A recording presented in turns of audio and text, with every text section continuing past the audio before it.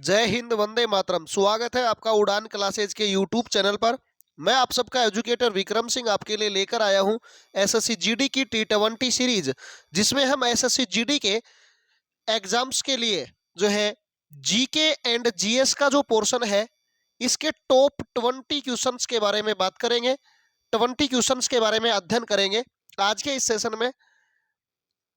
तो शुरू करते हैं। आज का सबसे पहला प्रश्न आपके स्क्रीन पर आने वाला है, ध्यानपूर्वक देखिएगा। अगर अभी तक किसी ने चैनल को सब्सक्राइब नहीं किया है तो कृपया एक बार चैनल को सब्सक्राइब कर ले और बेल आइकन के बटन को प्रेस कर ले, जिससे कि आने वाले हर एक वीडियो का नोटिफिकेशन आपको मिलता रहे। और साथ ही साथ जल्दी से जल्दी क्लास को लाइक कर दे और अपने साथियों के अंदर जो है लिंक शेयर करें, जिससे कि वो भी इस सेशन में जुड़े और अपनी तैयारी को कारगर व सारगर्भिक तरीके से अच्छा बना सके। कल के सेशन के लिए जो का हमारा करंट अफेयर्स का सेशन हुआ था, उसके लिए मैं थोड़ा सा क्षमा चाहता हूं, क्योंकि टेक्निकल इशू बीच में आ गया था। इस कारण से क्लास को लगभग 16 मिनट का ही क्लास जो है कट कर रह गया। बीच में टेक्निकल एरर आ गया था, उसकी वजह से क्लास जो है कल वाला पूरा नहीं हो पाया। तो उस क्लास को हम जो है अगले जो हमारा संडे आएगा, इस संडे को आपको प्रोवाइड करवाएंगे, जिसमें ज़्यादातर कुछ एक विद्यार्थियों के मेरे पास जो है कमेंट भी आए थे, मेरे पास मैसेज भी आए थे, जिसमें मेरे को ये कहा गया कि सर वन लाइनर नहीं, हमें ऑब्जेक्टिव क्वेश्चंस जो है करवाइए और बाइलैंग्वेज करवाइए जाए। तो बाइलैंग्वेज ही आपको करवाए जाएंगे। इसमें लिए बेझिझक आप होकर तैयारी के लिए जुड़े रहो। आपके हर एक क्वेश्चंस के लिए, हर एक डाउट के लिए यहाँ पे समाधान करेगा उड़ान क्लासेज। तो बने रहे उड़ान क्लासेज के यूट्यूब चैनल से। और देखते हैं आज का सबसे पहला प्रश्न जो आपकी स्क्रीन पर आ चुका है, देखिएगा ध्यानपूर्वक। भारतीय संविधान की रचना के समय संविधान सभा का संवैधानिक सलाहकार कौन था? यानी कि जब भारतीय संविधान की रचना हुई थी, उस समय भारतीय संविधान सभा का सलाहकार कौन था? तो संविधान सभा के सलाहकार पूछे जाए तो आपसे कौन होंगे?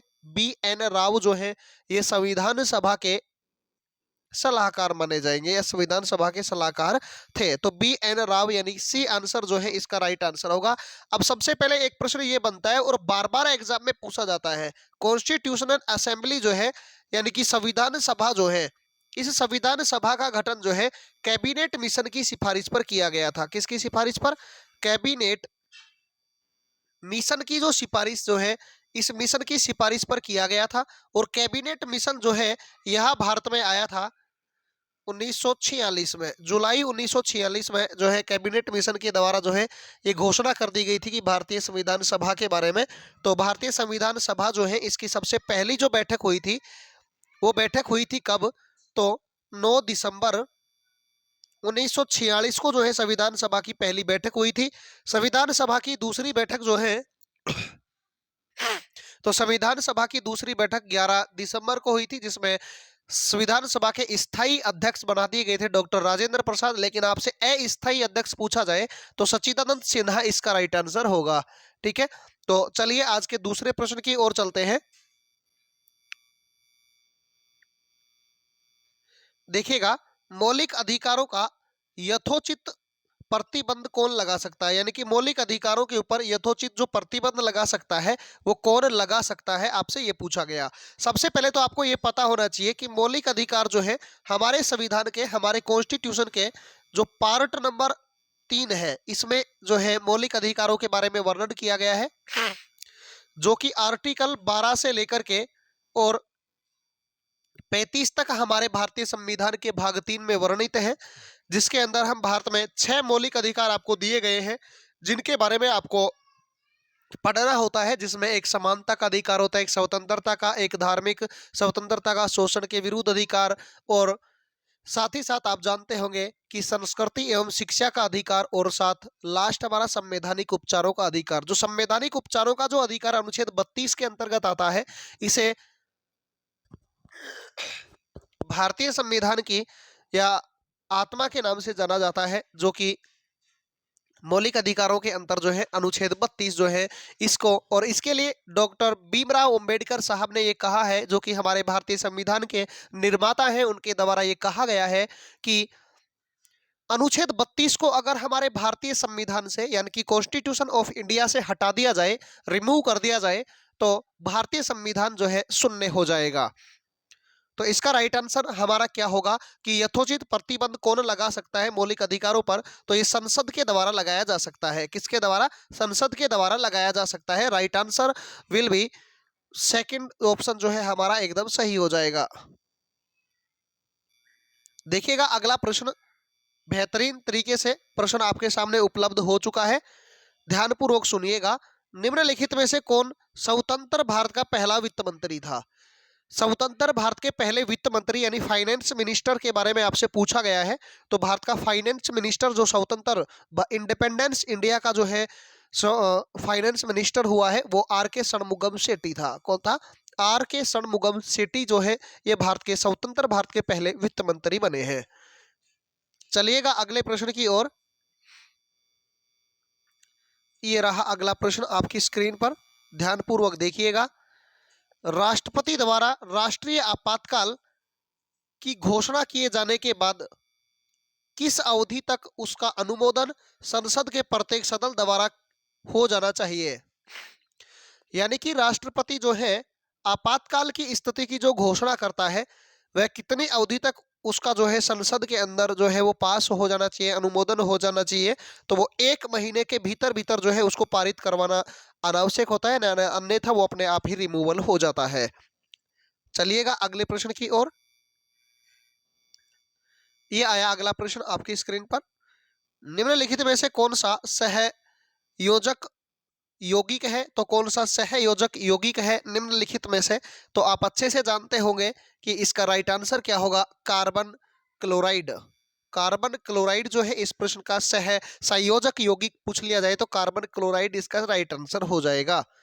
चलिएगा अगला प्रश्न देखिए, उर्वरकों के निर्माण में निम्नलिखित में से कौन सा तत्व प्रयोग में लाया जाता है?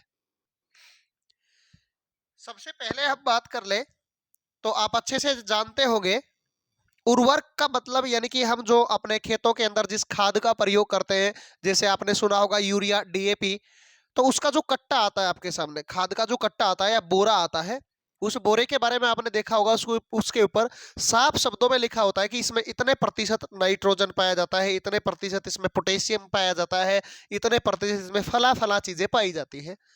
जिसमें आपने सबसे ज्यादा नाइट्रोजन के बारे में देखा होगा और उसके बाद में साथ ही साथ जो है आपको पोटेशियम के बारे में भी जानकारी मिलती होगी कि इसमें इतना % पोटेशियम पाया जाता है। तो पोटेशियम जो है इस तत्व का प्रयोग किया जाता है उर्वरकों के निर्माण में, यानी कि खादों के निर्माण में पोटेशियम का प्रयोग किया जाता है, नाइट्रोजन का प्रयोग किया जाता है। चलिएगा अगला प्रश्न, ये रहा आपकी स्क्रीन पर। निम्नलिखित में से किसे जीवन का भौतिक आधार माना जाता है? निम्नलिखित में से जीवन का भौतिक आधार किसे मानते हैं? कोशिका भित्ति है, कोशिका झिल्ली है, सूत्रकणिका है, या जीव द्रव्य है, या प्रोटोप्लाज्म जिसे आप कहते हैं? तो इसका राइट आंसर क्या होगा? जीवन का भौतिक आधार हम मानते हैं जीव द्रव्य को, यानी प्रोटोप्लाज्म को जो है ये माना जाता है। राइट आंसर इसका जो है डी आंसर हो जाएगा। तो चलिए अगले प्रश्न की ओर। एक विशेष कार्य करने वाले समान कोशिकाओं के समूह को क्या कहा जाता है? यानी कि प्रश्न बेहतरीन है, पेपर में आया हुआ प्रश्न है। कोई भी एक कार्य करने के लिए जो समान कोशिकाओं के समूह जो होते हैं या कोशिकाओं का जो समान समूह जो होता है उस समूह को, यानी सेल्स का जो समूह होता है उसे क्या कहा जाता है? तो कोशिकाओं के समूह को या सेल ग्रुप को क्या कहते हैं? तो उत्तक कहा जाता है। क्या कहा जाता है? उत्तक कहा जाता है। इसका राइट आंसर क्या हो जाएगा? उत्तक हो जाएगा। अगला देखिए भाई प्रश्न बेहतरीन। अगर क्लास को किसी भी भाई या बहन ने सब्सक्राइब चैनल को नहीं किया है, लाइक नहीं किया है, तो कृपया जल्दी से जल्दी एक बार लाइक का बटन घंटा दबा दे भाई साहब, जिससे जिंदगी के अंदर एसएससी जीडी की नौकरी को लेकर के आपका भी जिंदगी का घंटा बजे भाई साहब। क्योंकि एसएससी जीडी में सिलेक्शन लेने के लिए उड़ान क्लासेज की ये T20 सीरीज आपके लिए बहुत ही हेल्पफुल होगी, बहुत ही कारगर साबित होने वाली है। क्योंकि एसएससी जीडी में इसी तरीके के प्रश्न आपको जो है एग्जाम में मिलेंगे और लगभग 20 क्वेश्चन आएंगे। उन 20 क्वेश्चंस में से तो मैं एक विश्वास दिलाता हूं आपको कि 10 से 12 प्रश्न तो इस सीरीज में से एज इट इज पूछ लिए जाएंगे मेरे भाई। ठीक है, तो इन प्रश्नों को ध्यान रखिएगा आप, ये प्रश्न आपको याद होने चाहिए। और इन प्रश्नों की अगर आप प्रैक्टिस करना चाहते हैं तो आपको जुड़ जाना चाहिए टेलीग्राम के चैनल पर, जो कि डिस्क्रिप्शन में लिंक दिया हुआ है। जीके भाई विक्रम सर के नाम से अपना टेलीग्राम चैनल है भाई साहब, वहां पे हर प्रकार का पीडीएफ आपको मिल जाएगा और उसी पीडीएफ के माध्यम से आप इनको रिपीट भी कर सकते हैं। और आपको साथ ही साथ थ्योरेटिकल फॉर्म में भी, यानी कि जो हमारे थ्योरी जो नोट्स हैं वो नोट्स भी आपको उस चैनल पर मिल जाएंगे, तो आप वहां से उन चैनल को ज्वाइन करें और अपने थ्योरेटिकल नोट्स उठाइए। और भी बहुत सारे प्रीवियस ईयर के क्वेश्चंस करवाए गए हैं, उन सब का अध्ययन कर लीजिएगा, जिससे कि आने वाले पेपर में आप जो है अपना ऐसे बैठे ना तो मजा आए, आहा कि पेपर देने में क्या पेपर था, मेरे लिए तो कुछ भी नहीं था ये। ठीक है, आपको 20 मिनट के 20 जो क्वेश्चन है वो 3 मिनट में सलटा दें आप उसे, समझ रहे, इतना फास्ट आपकी कैलकुलेशन हो जाएगी अगर आप इतना ज्यादा कर लेते हैं तो। ठीक है, प्रश्न देखिएगा ध्यानपूर्वक। निम्नलिखित में से कौन सी अनुवांशिक रूप से परिष्कृत सब्जी हाल ही में भारतीय बाजार में उपलब्ध करा दी गई है? यानी कि कौन सी जो है परिष्कृत सब्जी जो है वो हाल ही में बाजार में उपलब्ध करवा दी गई है? तो बैगन इसका राइट आंसर हो जाएगा। ठीक है, बैगन इसका राइट आंसर हो जाएगा, बैंगन। चलिएगा अगले प्रश्न की ओर। देखिए बेहतरीन प्रश्न है, बहुत ही शानदार प्रश्न है, पेपर में आया हुआ प्रश्न है। बहुकोशिक जीव खालिस्तान द्वारा वर्दी करते हैं। बहुकोशिक जीव जो है मल्टी सेल्यूलर ऑर्गन्स जो होते हैं, ग्रोबाई यानी कि मल्टी सेल्यूलर ऑर्गन जो होते हैं, ये कैसे ग्रोथ करते हैं, किसके वजह से ग्रोथ करते हैं, इनमें वृद्धि कैसे होती है? तो कोशिका विभाजन के दौरान। किससे होती है? कोशिका विभाजन इसका राइट आंसर हो जाएगा। इस प्रश्न का हमारा जो कि कोशिका बहुकोशी के जीव जो है वृद्धि करते हैं, कोशिका विभाजन। ठीक है, अगले प्रश्न की ओर चलते हैं और देखिए अगला प्रश्न बेहतरीन प्रश्न है। निम्न में से किसे हजार झीलों की भूमि कहते हैं? यानी कि कौन से, यानी कि क्षेत्र है, यानी किसको जो है 1000 लेक्स का जो है एरिया कहा जाता है या लैंड कहा जाता है, भूमि कहा जाता है? हजार झीलों की भूमि किसे कहते हैं? तो आप अच्छे से जानते होंगे कि हजार झीलों की भूमि जो है ये फिनलैंड को कहा जाता है। फिनलैंड जो है, इसे फिनलैंड को जो है हजार झीलों की भूमि कहते हैं। और फिनलैंड की राजधानी जो है हेलंस की है। क्या है? हेलंस की जो है ये फिनलैंड की क्या है? कैपिटल है, राजधानी है। चलिएगा अगला प्रश्न आपकी स्क्रीन पर आ चुका है, बहुत ही बेहतरीन प्रश्न है, इंपॉर्टेंट प्रश्न है, पेपर में आया हुआ प्रश्न है। 11 सितंबर को विध्वंस क्रम में न्यूयॉर्क वर्ल्ड ट्रेड सेंटर आतंकवादियों ने किस वर्ष को 2 विमानों की नष्ट कर दिया गया था? यानी कि आपने WTO के बारे में सुना होगा, वर्ल्ड ट्रेड सेंटर जो कि अमेरिका के अंदर है, उसके ऊपर आपने सुना होगा ना कि ओसामा बिन लादेन के द्वारा या फला फला व्यक्ति के द्वारा ऐसे ऐसे हेलीकॉप्टर उड़ कर गए और उसे टकराए और वो धराशायी हो गया था, वर्ल्ड ट्रेड सेंटर आपने सुना होगा। तो कई बार जब ओसामा बिन लादेन जब मरे थे तो उसका जो वीडियो आया था, उस वीडियो में भी दिखाया गया था कि ऐसे करके ओसामा बिन लादेन ने ऐसे विमान छोड़ा और वर्ल्ड ट्रेड सेंटर से ध्वस्त हो गया, फला हो गया। तो ये जो WTO का जो है ये इसके ऊपर जो विमान दुर्घटना करके की गई थी वो 2001 में की गई थी। कब की गई थी? 2001 में की गई थी। तो इसका राइट आंसर हो जाएगा 2001। अगला प्रश्न देखिएगा, बहुत ही ज्यादा इंपॉर्टेंट प्रश्न है। विश्व रिकॉर्डों की पहली गिनीज बुक किस वर्ष प्रकाशित की गई थी? आपने एक चीज सुना होगा कि गिनीज बुक में वर्ल्ड रिकॉर्ड के जो है, गिनीज बुक के अंदर आपका रिकॉर्ड दर्ज हुआ है, ऐसे सुना होगा आपने। बहुत से खिलाड़ियों के बारे में, बहुत से जो है चीजों के बारे में आपने ऐसा सुना होगा कि आज ये काम करके वो वर्ल्ड बुक के अंदर जो है अपना रिकॉर्ड दर्ज कर चुके हैं। तो ये कब से जारी किया गया? तो ये 1955 से जो है ये बुक जो है किस वर्ष में प्रकाशित की गई थी? तो 1955 में इस बुक को प्रकाशित किया गया था। चलिए अगला प्रश्न, आनंद वन स्थापित करने वाले कौन विख्यात हैं? तो आनंद वन जो है ये स्थापित करने के लिए कौन विख्यात है? तो आप अच्छे से जानते होंगे कि बाबा आमटे। कौन है? बाबा आमटे इसका राइट आंसर होने वाला है। आनंद वन जो है ये स्थापित करने वाले कौन थे? बाबा आमटे। ठीक है, रट लीजिएगा इस प्रश्न को, बार बार पेपर में आया हुआ है भाई ये। देखिएगा, पर्यावरण संरक्षण के लिए कौन सा अंतरराष्ट्रीय एजेंसी कार्य कर रही है? पर्यावरण संरक्षण के लिए कौन सी अंतरराष्ट्रीय जो है राष्ट्रीय या इंटरनेशनल एजेंसी जो है कार्य कर रही है संरक्षण के लिए, पर्यावरण के लिए? तो इसका राइट आंसर हो जाएगा ग्रीन पीस। क्या हो जाएगा? ग्रीन पीस जो है इसके संरक्षण के लिए कार्य करने वाली एक अंतरराष्ट्रीय एजेंसी है। चलिए अगला प्रश्न, ये रहा आपकी स्क्रीन पर। देखिएगा, final test exit Sachin Tendulkar किसने लिखी? Final test exit Sachin Tendulkar किसने लिखी है? तो इस पुस्तक को किसने लिखा है? इसका राइट आंसर होगा दिलीप डिसूजा। कौन हो गए? दिलीप डिसूजा जो है इसका राइट आंसर हो जाएगा। चलिएगा अगला प्रश्न आपके स्क्रीन पर पहुंच चुका है, आपके लिए ध्यानपूर्वक सुनिएगा और आंसर देने की कोशिश करिएगा। Dynasties of India and beyond नामक पुस्तक किसने लिखी? Dynasties of India and beyond नामक पुस्तक जो है ये किस के द्वारा लिखी गई है? तो इसका राइट आंसर हो जाएगा इंदर मल्होत्रा। क्या हो जाएगा? इंदर मल्होत्रा के द्वारा जो है dynasties of India and beyond पुस्तक जो है ये लिखी गई है इंदर मल्होत्रा के द्वारा। बार बार पेपर में आई है ये पुस्तक, बार बार पूछी गई है ये पुस्तक। ठीक है, तो ध्यानपूर्वक इसे याद रख लीजिएगा मेरे प्यारे विद्यार्थियों। सिलेक्शन के लिए उड़ान क्लासेज के चैनल को सब्सक्राइब करना ना भूलें, क्योंकि सिलेक्शन अगर एसएससी जीडी में आपको चाहिए ना, तो उड़ान क्लासेज के इस यूट्यूब चैनल को सब्सक्राइब कर लें।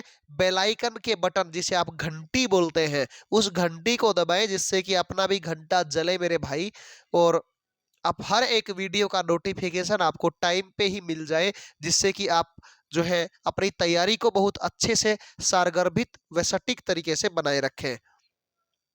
अगला प्रश्न देखिएगा, भारत में सर्वोच्च वीरता पुरस्कार कौन सा है? भारत का सर्वोच्च वीरता पुरस्कार आपसे पूछा गया, वीरता पुरस्कार पूछ लिया गया, तो भारत का सबसे जो है बड़ा वीरता पुरस्कार कौन सा है? तो सबसे ऊपर वाला परमवीर चक्र इसका राइट आंसर हो जाएगा। परमवीर चक्र जो है इसका राइट आंसर हो जाएगा। बेहतरीन तरीके से समझ में आया होगा। अब चलते हैं आज के एक मिसलेनियस बिंदु के ऊपर, जिसमें हम पहले अरावली के बारे में डिस्कशन कर चुके हैं, सतपुड़ा के बारे में डिस्कशन कर चुके हैं, और सतपुड़ा में ये भी बात की हमने कि महादेव पर्वत, राजपीपला पर्वत, मैकाल पर्वत, इनके अंदर कैसे कैसे प्रश्न पूछे जाते हैं, उन सब के बारे में हमने डिटेल से बात की है। अब चलते हैं आज का जो हमारा मिसलेनियस बिंदु है उसके ऊपर, और ध्यान पूर्वक देख लीजिएगा। इस प्रश्न के बाद में आपका जो है मिसलेनियस बिंदु जो है वो शुरू हो जाएगा। देखिएगा, किस गवर्नर जनरल पर महाभियोग का मुकदमा चलाया गया था? तो कौन सा गवर्नर जनरल था जिसे ब्रिटेन में बुलाकर ब्रिटेन की संसद के जो द्वारा जो है महाभियोग का मुकदमा चलवाया गया था? तो उसका राइट आंसर क्या हो जाएगा? Warren Hastings. क्या हो जाएगा? वॉरेन हेस्टिंग्स के ऊपर जो है ये चलाया गया था। जो वॉरेन हेस्टिंग्स जो है इस प्रश्न का राइट आंसर हो जाएगा हमारा। आज का इस प्रश्न का ए आंसर हमारा जो है एकदम सही होने वाला है।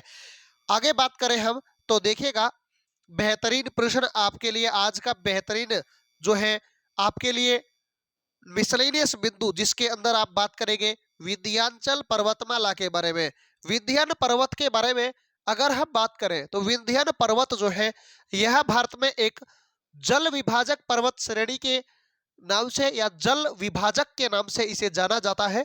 विंध्याचल पर्वतमाला जो है यह अरावली के दक्षिण में है और सतपुड़ा के जो है उत्तर में आपको देखने को मिलेगी। अभी मैप के अंदर मैं आपको थोड़ा सा अवगत करवाता हूं इससे, देखिएगा ध्यानपूर्वक आप लोग इसे देखिएगा मेरे प्यारे विद्यार्थियों। ये देखिएगा ध्यान से, ये हमारे पास विंध्याचल रेंज है या विंध्यन रेंज है, और ये हमारे पास अरावली पर्वतमाला है, ये हमारे पास सतपुड़ा है। तो देखिएगा सतपुड़ा के तो ये उत्तर में है और अरावली के ये दक्षिण के अंदर स्थित है। ये समझ में आ गया होगा आपको, क्योंकि कई बार कर्म लगाने को पूछ लिया जाता है कि 3-3 का 5-5 का ये ऐसे ग्रुप बनाकर दे देगा आपको कि कौन सा निम्नलिखित में से उत्तर से दक्षिण क्रम में है, या दक्षिण से उत्तर क्रम में है, या ऊपर से नीचे के क्रम में है, या नीचे से ऊपर के क्रम में स्थित है। ऐसे प्रश्न पूछे जा रहे हैं वर्तमान के एग्जाम से अंदर बात करें तो। अब इसी विंध्याचल के बारे में बात कर ले तो अब देखिएगा भाई साहब ये कहाँ कहाँ पे विस्तृत है। एक गुजरात में, गुजरात के बाद में मध्य प्रदेश में, मध्य प्रदेश के बाद में आप जानते होंगे यूपी में, यूपी के बाद में बात कर ले बिहार में। इन राज्यों के अंदर जो है ये आपकी विंध्याचल पर्वत श्रेणी जो है स्थित है। अब इसी विंध्याचल पर्वत श्रेणी की बात कर ले तो आप अच्छे से जानते होंगे कि इस सद्भावना पर्वत चोटी है जो कि 752 मीटर ऊंची है। कितने मीटर ऊंची है? 752 मीटर जिसकी ऊंचाई है, और यह मध्य प्रदेश राज्य के अंतर्गत आती है। कौन से राज्य के अंतर्गत आती है? मध्य प्रदेश राज्य के अंतर्गत आती है। अब ये आपने देख लिया होगा कि ये विंध्याचल पर्वत श्रेणी है जिसकी सबसे ऊंची पर्वत चोटी ये है। अब इसी विंध्याचल पर्वत श्रेणी का ध्यानपूर्वक देखिएगा, दूसरी स्लाइड में मैं आपको दिखाने की कोशिश करता हूं, देखिएगा हमारे पास, देखिएगा ये वाला जो एरिया आपको दिखाई दे रहा है। अब इसी विंध्याचल पर्वत श्रेणी का ये हिस्सा यहाँ पे थोड़ा सा गलत बनाया हुआ है मैप में। लगभग ये हिस्सा जो है आपको यहाँ पे देखने को मिलेगा, यहाँ पे, ठीक है। तो इस हिस्से को नाम दिया जाता है कैमूर रेंज या कैमूर पहाड़ी। आपने बहुत बार सुना होगा कैमूर पहाड़ी कहां पर स्थित है। तो कैमूर पहाड़ी जो है बिहार के अंदर आती है। बिहार राज्य के अंतर्गत जो है कैमूर पहाड़ी पाई जाती है आपको बिहार राज्य में। और इसी कैमूर पहाड़ी के पास यहीं पर बिहार के अंदर सासाराम एक जगह है। उसी सासाराम जगह के अंदर आपको भारत का सबसे बड़ा मकबरा शेरशाह सूरी का मकबरा सासाराम बिहार में देखने को मिलेगा। और ये प्रश्न कि शेरशाह सूरी का मकबरा कहां पर स्थित है, यह प्रश्न यूपीएससी कैडर में भी पूछा जा चुका है। यूपीएससी आईएएस के पेपर में पूछा गया, उसके बाद में ये एनडीए के पेपर में आया, और एनडीए के पेपर के बाद में ये CTET, HTET, second grade, REET, इन सभी एग्जाम्स में तो आता ही रहता है। जब एक हायर लेवल के एग्जाम में पूछा ही जा चुका है तो आप समझ सकते हैं कि कैमूर हिल या कैमूर के पहाड़ी के पास का एरिया जिसे आप सासाराम कहते हैं, वहां पर बना हुआ शेरशाह सूरी का मकबरा कितना इंपॉर्टेंस रखता है एग्जाम्स के लिए। तो आप ये ध्यान रखिएगा, सासाराम पहाड़ी जो है कैमूर पहाड़ी जो है बिहार के सासाराम के अंदर स्थित है, जो कि विंध्याचल पर्वत श्रेणी का हिस्सा है। किसका हिस्सा है? विंध्याचल पर्वत श्रेणी का हिस्सा है, जो कि बिहार राज्य के अंतर्गत आता है। अब देखिएगा एक चीज और देखिएगा ध्यानपूर्वक, यहां से देखो एक नदी निकल कर आती है, इस वाले रीजन से एक नदी बहती है। ध्यानपूर्वक देखिएगा आप लोग इसे, नदी बहकर जा रही है और इस नदी का नाम क्या है? तो नदी का नाम है भाई साहब नर्मदा। क्या नाम है? नर्मदा नदी। इसके उत्तर में इधर से ऐसे एक नदी जो है बहकर जाती है, और नदी का नाम क्या है? तो ध्यानपूर्वक देखिएगा, ये जो अपनी नदी है इस नदी का नाम ऐसे गंगा नदी बहकर जाती है। तो गंगा नदी अगर ये विंध्याचल श्रेणी ना होती तो इसके कारण नीचे पानी आता, और उधर से भारत में ये अगर ना होती तो ये नदी ऐसे निकल कर आती है, ऐसे, ठीक है। तो ये ऊपर की तरफ जा रही है, थोड़ा सा ये भी तो ऊपर की तरफ जा सकती थी।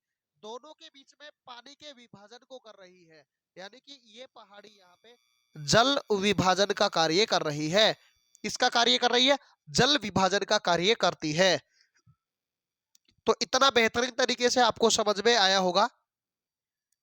फिर उसके बाद में ये आप जानते होंगे कि ये राजमहल की पहाड़ियां हैं, और ये राजमहल पहाड़ियां जो है ये झारखंड के अंदर है। कहाँ पे है? राजमहल की जो पहाड़ियां हैं ये झारखंड के अंदर है। आप जानते हो अजंता पहाड़ियों के बारे में, ये महाराष्ट्र में है। बालाघाट पर्वत देखिएगा, दो यहां से प्रश्न बनते हैं। एक प्रश्न बनता है बालाघाट पर्वत का। बालाघाट पर्वत पूछे तो महाराष्ट्र में होगा, लेकिन आपसे प्रश्न ये पूछ लिया जाए कि बालाघाट नामक स्थान कहाँ पे है, यानी कि ये जगह कहाँ पे है, तो ये मध्य प्रदेश के अंदर स्थित है, मध्य प्रदेश में स्थित है। तो राइट आंसर क्या हो जाएगा हमारा? अगर जगह पूछे तो मध्य प्रदेश, और पर्वत पूछे बालाघाट तो महाराष्ट्र, इसका राइट आंसर हो जाएगा। ठीक है। अजंता की गुफाएं, एलोरा की गुफाएं, ये महाराष्ट्र के अंतर्गत आती है, जो कि पश्चिमी घाट को काट करके बनाई गई है। इस प्रश्न का राइट आंसर ये आपसे अब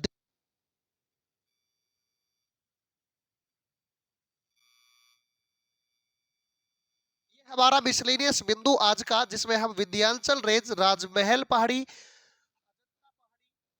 बालाघाट पर्वत, इन सब के बारे में डिटेल से बात किए हैं। तो कल की क्लास में हम एक नए बिंदु, मिसलेनियस बिंदु लेकर आएंगे, साथ ही साथ वही हमारा सेशन, इसमें आजकल हम करंट अफेयर्स के भी क्वेश्चन ऐड करके आपके लिए लेकर आ रहे हैं, तो इनको भी थोड़ा सा रिवाइज करते रहे आप। और ऐसा करने के विचार हमने बनाया है कि अब एक दिन जो एक डे ऐसा फिक्स करेंगे, उस डे आपको जो है पूरा का पूरा ज्योग्राफी का एक 100 से 2